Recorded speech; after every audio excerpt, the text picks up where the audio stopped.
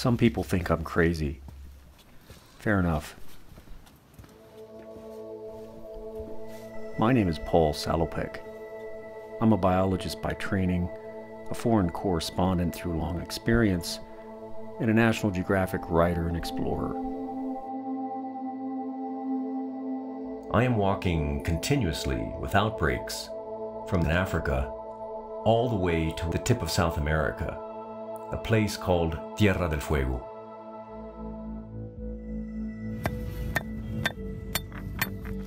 My project, called The Forever Walk, is a journey of about slowing down,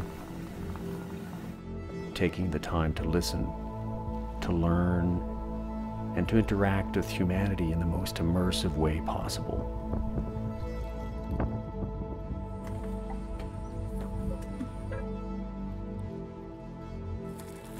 People are my destination.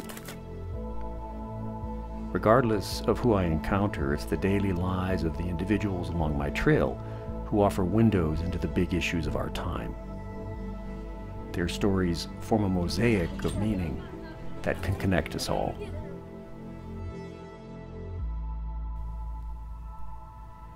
Now, my journey has taken me and my local walking partners deep into China.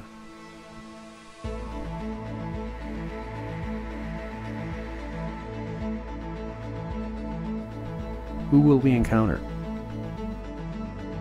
Where are they from and where are they going? The answer is always are revealed one footstep at a time. What a view. Not too many people get this view.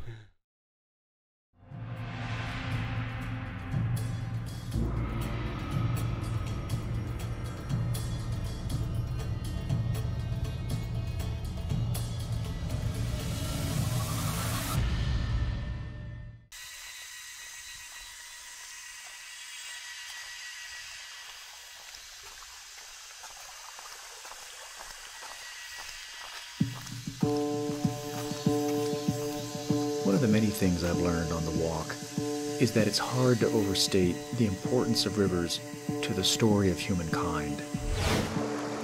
From old civilizations to new civilizations, rivers are like veins carrying the lifeblood we all depend on, water. And like time itself, rivers also carry our past and our present into an unknown but shared future. Since setting foot in the Middle Kingdom, I've been following the Hu Line. It's an imaginary boundary that divides East and West China, and it'll steer me some 6,000 kilometers across 10 provinces. Now, it's brought me into the heart of Sichuan.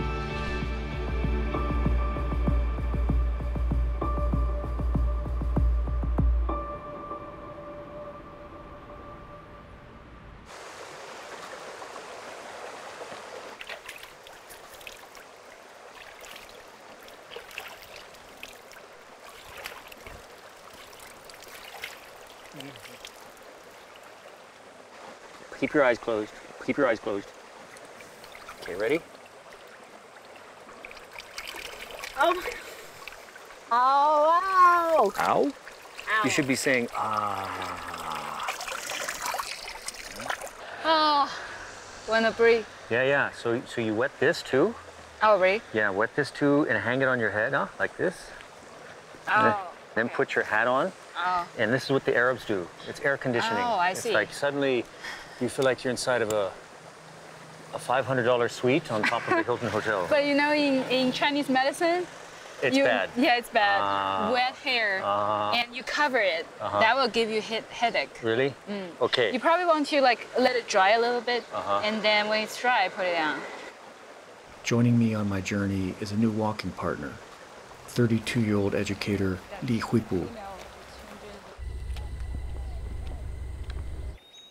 This walk is really an opportunity for me to get to know my hometown and regions around my hometown.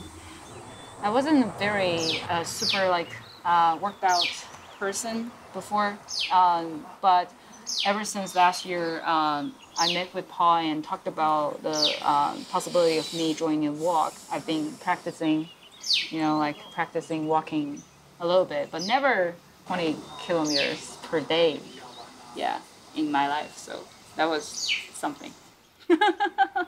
And I think I found the sports for me. It's kind of like I'm so You're good at it. I'm pretty good at this. You're good at it. I'm also amazed by it.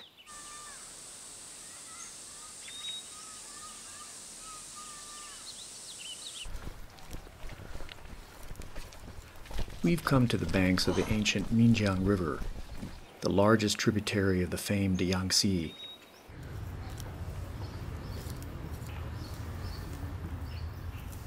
Where in 1929, a farmer unearthed a cache of jade artifacts while digging an irrigation ditch.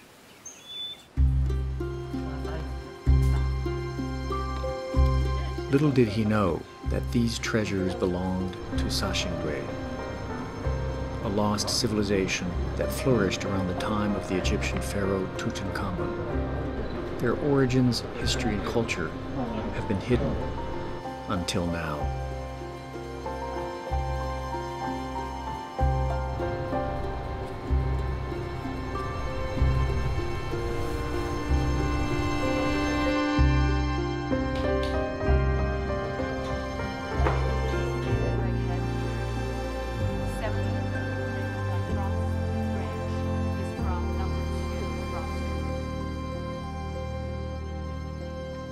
For example, they always put the jade and the bronze at the Dr. bottom. Xiaohao is one of the archaeologists leading the excavation. He sheds light on some of the most significant findings to date. In the ceremony, you can see these dark long things are the ivories. Yes. They have been burnt. When we put out all the ivories, we see some of the ceramic things. We think they are ceramic vessels, used to be considered ceramic vessels, but they have been pressed into the small pieces by the ivories. Wow. And there are also some jade artifacts and the bronze artifacts. Three of them is very important and interesting. So they're lead things. It's small figures. How long are we looking at here? Like, how many centimeters do you think? Around 60 centimeters. I mean the hair. The hair. The hair alone. The hair. The hair is functional because there is a gap between two hands. Holders of something. Yeah, exactly. Figure is very small, but you can see many details. Yeah, beautiful. Like the nail, and you can see beautiful. these things. Yeah. Knuckles. And 这些关节、指甲，还有这个地方，对。And the bone, the wrist The bone. bone here, yeah. A dazzling trove of Bronze Age relics unlike anything previously found in China, and unlike anything ever seen, most hauled from a series of burn pits located inside a sprawling, ancient urban area the size of London's Heathrow Airport.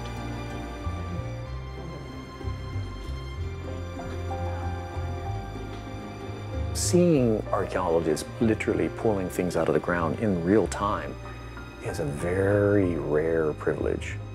It transports you. It's like a time machine. Your imagination is unlocked and you're thinking about, my God, how do they live here? What did they wear? What did they eat? What made their heart ache? What made them laugh? They're exactly the same as us. You could sit them down in this room and you would have no difference, except we'd have to struggle to understand what they're saying. But they would have exactly the same range of emotions. I'm hoping researcher He Xiaoge can share some of her own experiences and insights at the dig to help make sense of these findings. Pick up these things. Do they echo something to you? Is there a whisper of this? 每次我们提取出来一个人头，我们都会先把它抱起来，然后对着他的眼睛先看一下，就感觉在与古人对视，就感觉特别想问他3个终极问题：你是谁？你从哪里来？你到哪里去了？这种Oh my gosh. Those are the 3 questions that I ask. 三星堆城可以分为几个部分。其中城北我们发现了大型的建筑，可能是当时高级人的宫殿，然后还有一些制玉石器的作坊，可能是当事人世俗活动区。然后在那条马木河之南的三星堆，大多数学者都认为这是一个专门开辟的一个祭祀区，它应该是中间集中会有这几个大坑，祭祀坑附近应该会有一座神庙，因为我们坑里发现了一些建筑遗存，它可能学者就认为是神庙的遗存。这个神庙里面就陈列着我们坑里现在看到的所有的器物。Wow, so they're even taking apart their temples and burying them. 对，应该烧神庙那天应该是三星堆人最特别的一天吧。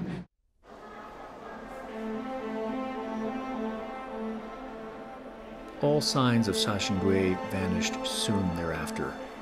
Despite decades of excavation, research, and investment, the extraordinary relics only deepen the enigma of the people who made such sophisticated art.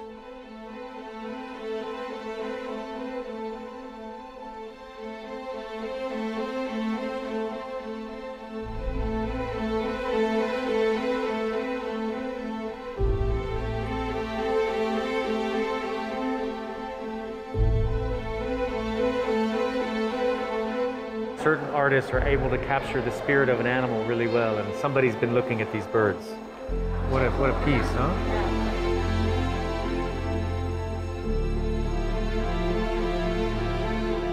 Why would they leave all of this behind? One hypothesis is that an earthquake may have triggered catastrophic landslides that cut off access to the Minjiang River, their main water source, and diverted it to a new location. This might have spurred the people to abandon their city and follow the river to its new course. It's a good reminder for me, the collapse of Sashingui, about when we need to survive, using our legs to move is one of the oldest methods to survive. Migration is not a problem, it can be a solution.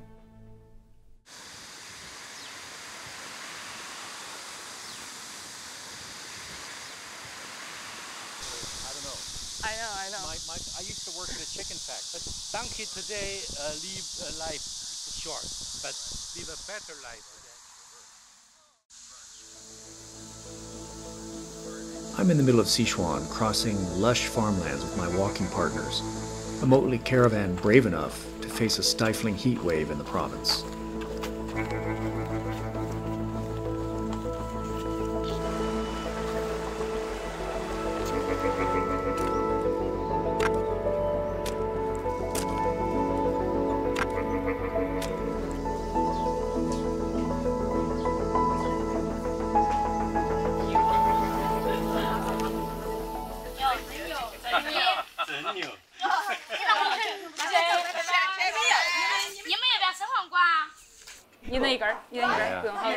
Just one because they're heavy. Yeah, exactly. 一个。还是在这旁边，比初中应该远的吧？对。对。Well, take one. 谢谢。 Take one. Take one more. 谢谢了。谢谢。谢谢你。谢谢你。谢谢哈，你好。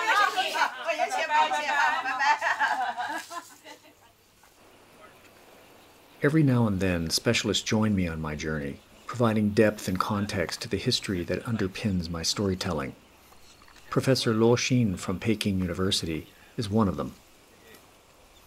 What's been really special about this section of the walk, not just in China but across the world, is walking with a world leader in historical knowledge. And Professor Luo is an encyclopedia of information about the history of China. And he's this very rare combination of an intellectual, an academic, a deep thinker, with a very athletic body. I mean, he has no trouble keeping up. In fact, he's often leading during the day. The concrete road, they make your shoes hot. It does. Right? Makes your feet hot too, yeah. That's how you get blisters. 当然得有好多期待才会来啊。我虽然知道他开始这段旅程，我知道已经有差不多8年时间了。就是他一出发，不久我就知道了，而且我也在我自己写的书里面也介绍他，而且他的旅行也是我自己曾经的长途旅行的一个动力。我从北京走到正蓝旗，跟他的旅行比起来，就像后花园里的闲庭信步。但是我用我这段信步向他致敬，我在书里面就这样写的。Tracing the Minjiang River, I learned that throughout Chinese history, rivers carried an almost mythical quality, something between the human and the divine. They are subjects of centuries of Chinese poetry, art, literature, folklore, and philosophy.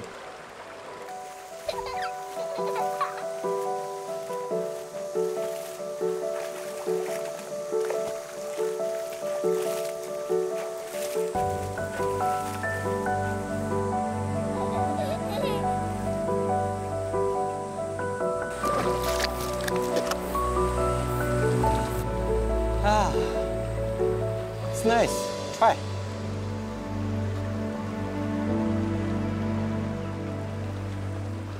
我们作为现代人，因为我们打开水龙头就有水，我们总是意识不到水是很有限的，也意识不到水的重要性。我觉得跟着保罗这样走路，跟他一起聊天，讨论今天我们看到的世界，以及那个遥远的古代人，在这个时候我们才会比较真切地意识到那些人类所面对的那些水的问题。Water is a finite resource and only renewable if well managed. Following in the footsteps of our ancient predecessors, we soon find a prime example.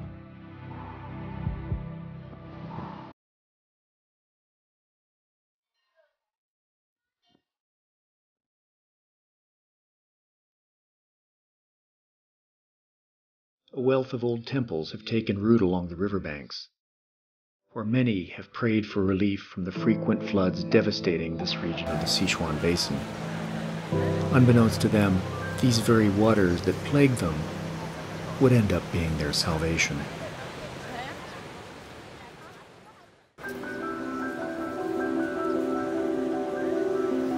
Doujiangyan is a city in Sichuan province named after its famed landmark, an irrigation system built in the 3rd century BC that's still in operation today.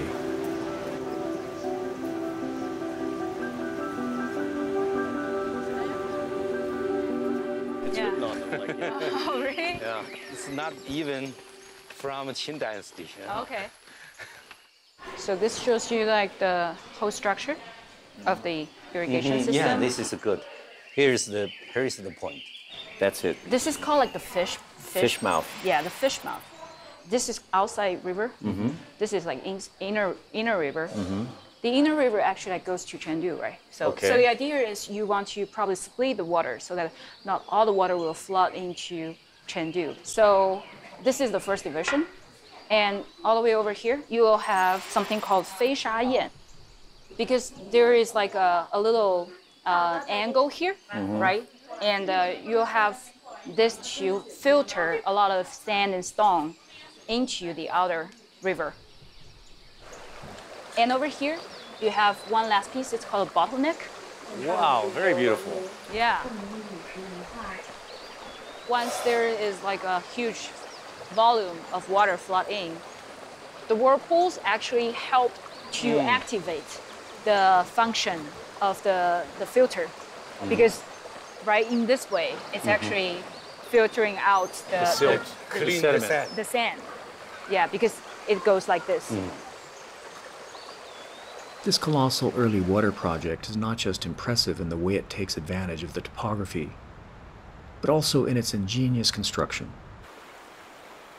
The past time, they made this with the bamboo basket full of rocks, put one by one together to build this. In other parts, in southern China, you can still see that structures. The same technology you mentioned in your article, one of your articles, that the people in Central Asia, they guide the antelopes in the direction they wanted to the trap. Yeah, yeah. It's much more kind of a soft energy solution. Yeah. Yes. It really puts into perspective the Chinese adage, nothing in the world is as soft and yielding as water, yet for dissolving the hard and inflexible, nothing can surpass it. The soft overcomes the hard, the gentle overcomes the rigid.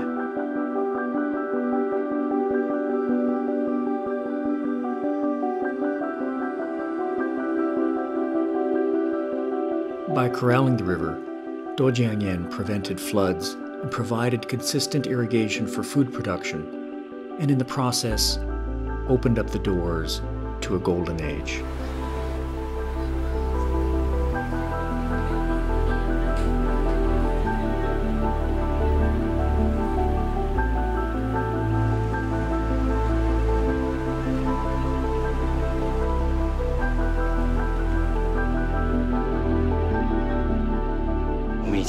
一直都在这个河边上，无论怎么绕来绕去，都是总会走到一条大水渠边上。